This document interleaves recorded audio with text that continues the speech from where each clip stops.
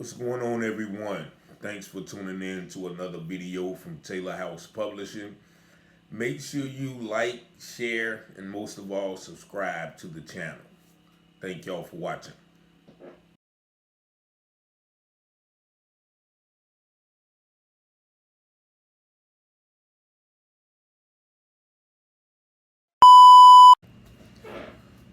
All right, ladies and gentlemen, I'm going to start this video off with a question. As you see the caption, the question is, does rap music, first of all, promote racism or enable racism? And also, does it promote destruction in the black community? Now, about 2 days ago, I was at the scene of a murder in which a 26-year-old was killed by a 20-year-old. And both of the individuals involved in the incident were two young black men. Now, I know violence happens all across the board: white, Hispanic, white on white, Hispanic on Hispanic. People kill where they live. But since I am affected most predominantly by the killings that go on in the black community, that is the dynamic that I'm going to discuss this conversation. Now, as far as the rap music, it came to mind the other day. I was at the gas station about to head out of town, and it was this white gentleman with a big pickup truck. He would probably be classified by most as, a country boy, or a good old boy, or, even as some white people call themselves, rednecks. And I mean no disrespect by that term. We all know that term has been used.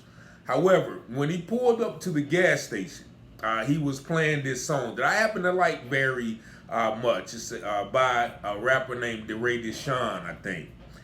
And when he pulled up, this part of the song was playing. And he pulled up and I heard, "Ain't asked no nigga for nothing. I took the heart away." And you know how that song goes, right? And so he pulled up, he got out the truck, and I gave him the head nod. I was like, "Yo, man, that's a cool song. That's my joint right there. I like that song." He gave me the head nod and went in the store, right? So I'm still pumping gas. So as he come out, the song's still playing. As he come back out, the song switched to another song. And the other song was another song that's got it kind of catchy. But this song, girl, goes, "Girl, you could do better. Yo, F that little nigga. Yo, F that little nigga. Now you could do better, so F that little nigga." And so I'm listening to the song, and then it occurred to me that, while this man may not be racist, he may not be prejudiced, but the terms in that song could be subliminally directed towards people who he's in the vicinity of. But the people who may take offense to that may not take offense because it's a song that we're saying or we're degrading each other in, if y'all understand my point. Now, also, it could be a subliminal message if he was that way. If he was, riding up on, a black girl and her black boyfriend, and he's playing the song and he's looking down in his truck and he's looking at her, and those lyrics, "Girl, F that little nigga. You could do better, F that little nigga." And so those songs, while don't justify, people being racist or people looking at us in a derogatory or belittling manner, it may in some ways enable others to look at us in that way and also to treat each other that way. And we can go down the gauntlet. Those songs are kind of old, but you can, you can look at some of the modern songs, some of the drill music. All throughout the raps, they are demeaning, degrading, advocating murder, advocating robbery, dissing other black people who look like them. And it came to mind, whereas I have never heard a multitude of songs from other races constantly degrading and demeaning each other. Like, I've never heard a country song or a rock song saying, I can't stand these crackers. I'm gonna kill all these crackers. A cracker ain't got nothing. I can't stand these crackers. I want to kill all these crackers in my city. And you can go on and replace the word cracker with the word nigger in most of the songs that you hear. And even if they don't use that word, just the overall mindset, just the overall subject matter of songs dedicated, promoting, and made in the sheer nature, the destructive nature of destruction of someone else of the same color. And so I was just thinking about that, and I meant to do this video a while back, but the recent death of that young man, and I'm reading the name from this news article. His name was Christopher Marquise Facing, 26, of Goldsboro. And the person who was arrested for killing him was Hakeem Khalib Coley. And he was arrested Friday and charged with first-degree murder. And he's in jail right now without bond. And so the particular mindset, and people don't know how influential music is, as I've mentioned many a times. Music taught me what guns to carry, what scales to get, what weed to smoke, what liquor to drink, so on and so forth and so on. So we cannot discount the strong influence of music that it has upon the mind, but also the spirit of an individual. So what do you guys think? Do you think the music that we listen to, that we portray, both young and old, these songs are very catchy. They have a great beat, great melodies. One of the songs I like, and once again, I have to hold myself to the same accountability, is the song by Mo3, Outside. They scared to come outside. Tell them boys they better pray. Tell them ain't nobody safe. On my mama, on my grave, I'm going to put them in their grave, And actually, Mo3 was killed some years back. But those songs sung with such melodies and soulfulness does something to the spirit and the mind of an individual.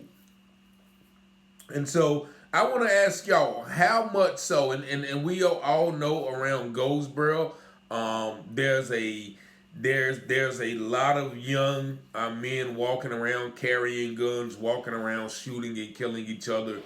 And I don't blame particularly all of the music, but I know what strong a force that music is in that manner. So I just wanted to do this video, and I do want to say rest in peace to the brother, Christopher Marquise, what's his last name? Facing. And I also, want to extend, heartfelt sympathies as well to the man and the family of the man who is accused of the murder, Mr. Hakeem Khalib Coley. Note that we have two families. From my understanding, I think the deceased has children.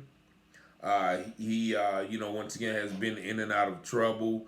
I don't know too much about Mr. Coley, but once again, there's another family, another mother, son, another possible father, another brother who has his life drastically changed by one instance of irresponsibility, I would say.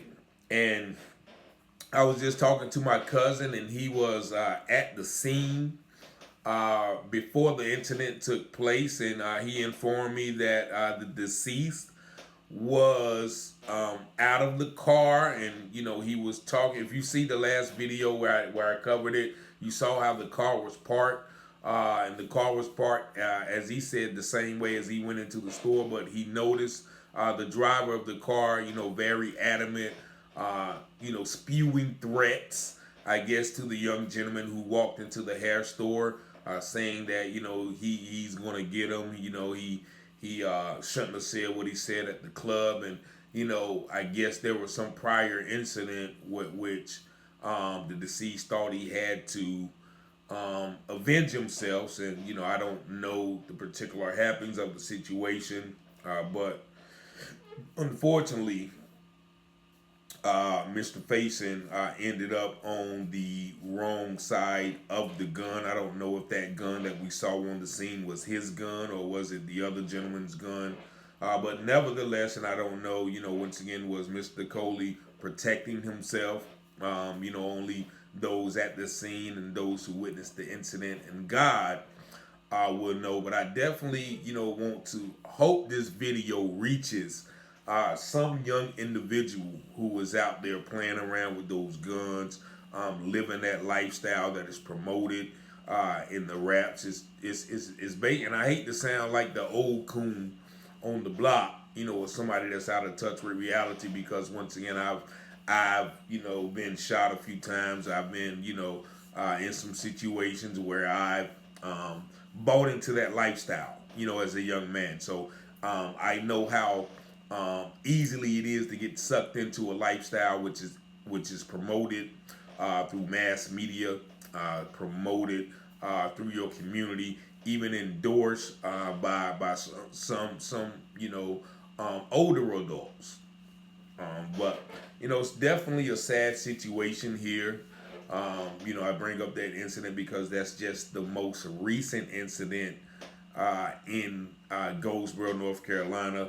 But there has been a high death toll regarding shootings for a community with individuals this small. So I definitely want to, once again, I hate that excuse that a lot of people use, whereas we can say nigga, but you can't say it. The way you treat yourself is how other people are going to treat you. The way you see yourself is how other people are going to see you. So the bottom line of this video is we can't expect others to respect us and to value us if we are constantly disrespecting and devaluing ourselves. And I'm talking particularly to the black community. Once again, I know other communities are involved in crime, drugs, drug selling, violence, all of those things. But I'm talking specifically to the people that are affected the most by this lifestyle, by this genre of living that we call our culture. But it is the lowest basis aspect of our culture in all cultures. But it seems that we have begin to exalt or uplift the lowest part of our culture and denigrate the highest part of our culture. I was just talking to one of the recently inducted police officers, and she was telling me about it seems that some of the young people on those blocks don't see farther than those blocks, and it seems that when you are trying to get out of that lifestyle or you want to change your life, those still stuck in that lifestyle want to ostracize you or act like you are doing something wrong, or you think you better than us by wanting to change your lifestyle and get out of something that is only going to lead to jail, hell, or both. So I hope this video makes sense. There's a lot more I can add to it, but I just want to put this content out there just to see what people think, about the way we live as, a black community, but also how it enables people to form those racist stereotypes, to enact those racist tropes, or allow police to be like, oh yeah, he's a danger because all black men are engaged and carry guns and are on weed and are liable to shoot you at any moment. So I had to shoot him. I'm justified in shooting this young man who when maybe someone who is not a law enforcement officer and sees a young black man walking on their lawn or knocking on their door for directions or something, come out shooting, because we have portrayed ourselves, we have put that image out there of being a danger to society. Let me know what y'all think in the comments. And once again, 919-587-7782. Thank y'all for tuning in. Y'all have a blessed day. Peace and love.